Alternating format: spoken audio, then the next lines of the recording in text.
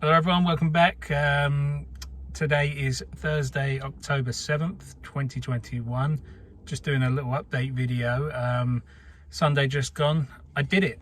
I completed the 2021 London Marathon as expected. So I just wanted to give everyone a little update how it went, and also thank you all for supporting me, all those who donated in support of the run in aid of Tusk Trust, who are a non-profit charity who help protect animals from illegal poaching and trafficking in Africa, such as rhinos, elephants, lions, etc. Yeah, so the London Marathon, it went really well in my opinion. I think as well as it could have gone.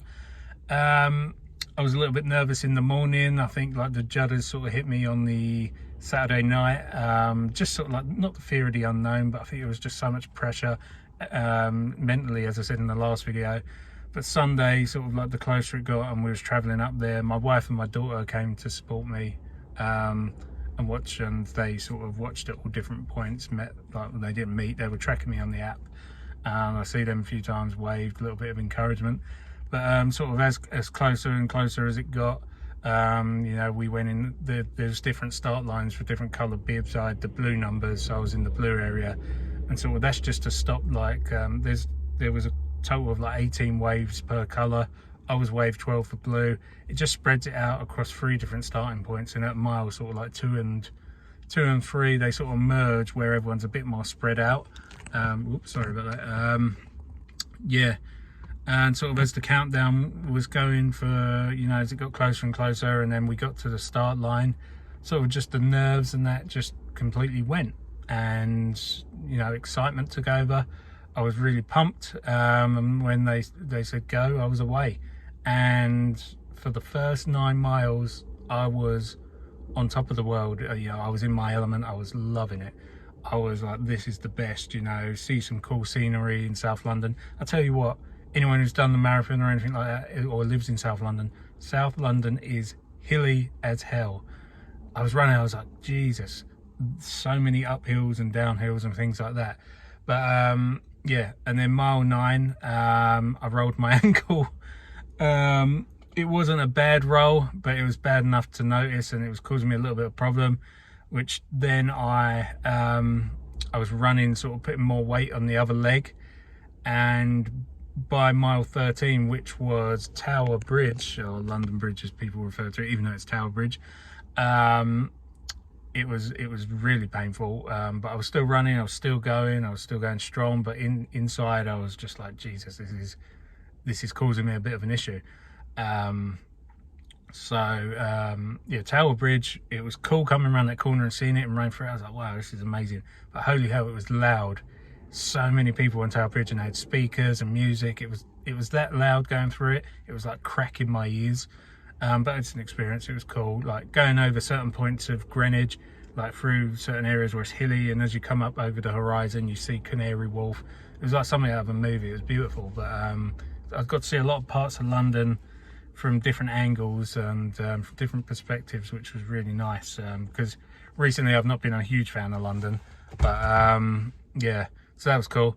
But yeah, mile 13, I see my wife, she got a video of me running past, and she was like, you looked really good. And I was like, I was starting to really get pain in my leg at that point. So I did stop for a toilet break then. So that sort of had me stop for about 2 minutes, and I just sort of gave my leg a little rub.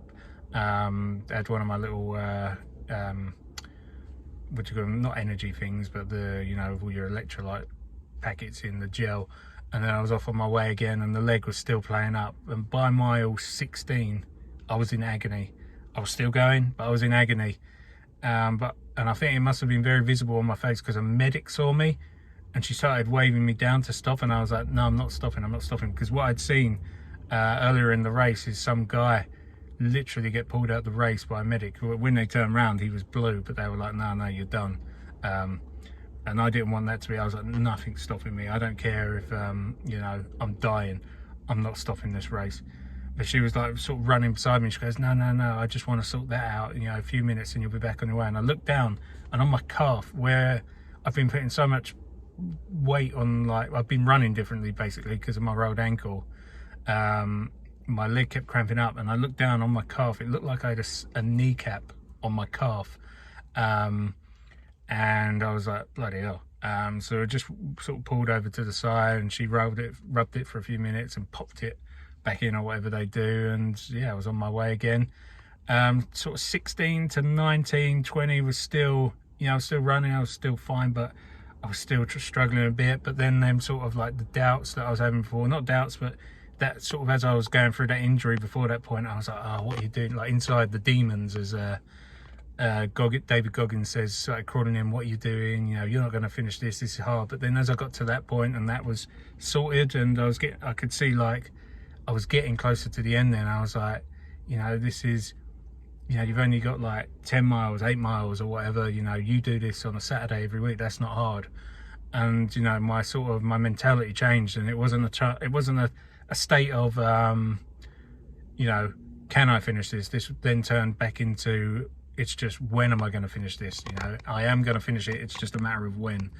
And, yeah. And that was it. And sort of shortly after that, around about 18, 19, my second wind kicked in, and I was back on top of the world, running along South Bank, past Big Ben. And, you know, and one of the funny things I should note is people shouldn't give distance estimates. And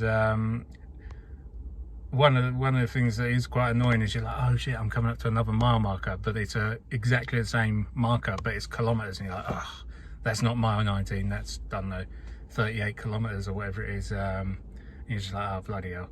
But it was all fun and games. And then at mile 19, I can't remember, not mile 19, at mile 25, they had a big thing for 2k left. So you run past that, and you're going along, and then you're running for a while, and then everyone's like, oh, the marshals are like, just under a kilometre left, go on, you can do it. And you're like, yes. And then you run for a few more minutes, and then the next marshals are like, just over a kilometre left, and you're like, what? She just told me something different. But then, like, as you get closer and sort of going towards St James's Park and Buckingham Palace, the crowd's proper going at it then, like, and the road's nice and wide and spread out, so it's not so like not close contact, but the crowd's not so much busting your eardrums. And like the adrenaline starts going, and even the people around who are like, you're overtaken, because all the way through, because it's in waves, you're constantly overtaking people, but people are constantly overtaking you. So like sort of like the fast, really good runners from the waves that start half an hour behind you are catching up and overtaking you, and you're constantly overtaking people, slower people from the waves before you. So it's kind of like a weird like flow.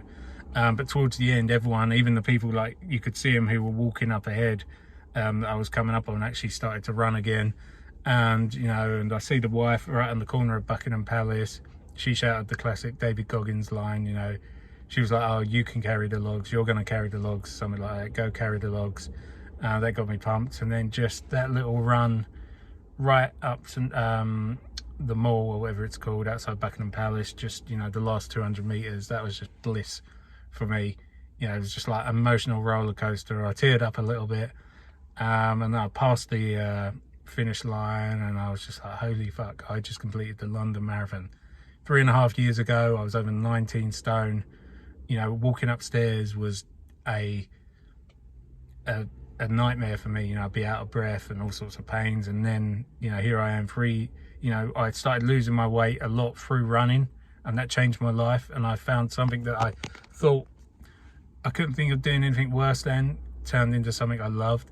And it was always like, the London Marathon is like a dream, you know, that is the bucket list, and I've just completed it. So I was just like, that's it, I've done it. And, you know, I went through sort of like an emotional roller coaster throughout the run. Started off high, it was great. Then I had that rolled ankle issue, which sort of hindered the middle of my run, but I was still in it. It was just, there was that little bit of worry and a little bit of doubt. But then, you know, the last third of the race, I was back on my A game, and I was back enjoying it. And I wouldn't change I would change rolling my ankle, but but the experience was just phenomenal. And you know, I just appreciate being able to take part and do it in a way that I could raise money for such a good cause. Yeah, and you know, I've just been riding the high all week. My knees were absolutely shot to shit after, like they felt like rusty door hinges. My legs were a bit sore, and over the days, you know, that quickly wore off. It's just my knees are probably about 80% now. But I'm planning on doing a little run this Saturday. I was back in the gym Tuesday, just doing light weights. And yeah, I've got the next challenge next month, the nuclear race, but I'll do more on that on another video. But I just want to say thank you to everyone who sponsored me, believed in me, and wanted to support this great cause. And yeah, thank you so much. And it was one of the best days of my life, and you know, it's a memory that will live for me forever. And I appreciate that all those who have supported me were a part of that. And thank you very much. Sorry about the Tony Starkish glasses. Oh well, I'm really cool now. I run the marathon. Peace.